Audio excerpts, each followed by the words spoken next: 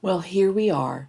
We are 3/4 of the way through the year. We've just started October, for those of you who are following along in succession. And today, with week 40, yes, week 40, we are about to end our readings in the New Testament and launch into the New Testament. If you haven't recently, give yourself a big pat on the back, a standing ovation, whatever it takes to celebrate this moment, because you have gotten through the entire Old Testament, the Hebrew Bible, and that is something worth celebrating. And I'm hoping that you found the experience rewarding and understand that the richness and the stories that we read in the Old Testament inform a lot about what we understand about Christ's work that we see in the Gospels and continuing on throughout the rest of the New Testament.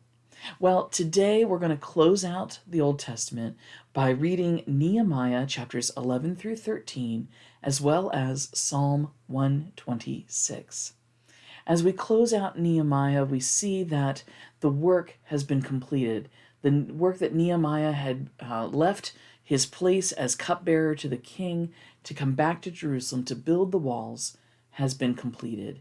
Not only that, but now as they resettled Jerusalem, we see some further reforms that Nehemiah, as the new governor, puts into place to call the people to respond as people of God. We also see in here that the genealogies. Now, we've read a lot of genealogies, and we're going to see some here at the beginning of our reading in the New Testament. But here, the genealogies are an important part of building identity, that we are not just anybody, but we are a distinct people. And for the Hebrews, for the Jews, that they are among the chosen people of God. They are the people whom God has called through their ancestor Abraham to be the recipients as well as the purveyors or sharers of the blessings of God. As we go into Psalm then, Psalm 126, it celebrates the restoration to the land, and it echoes the celebratory atmosphere of the period. At this point then, we go into a period of about 300 or 400 years of silence from God's prophets, and a waiting and an anticipation of what God has for them next. What is the next great blessing that God will bring into their lives?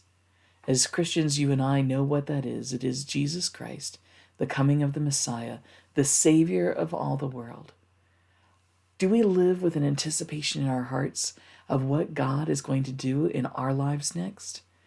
What is it that God has in store for us as we remain faithful to God?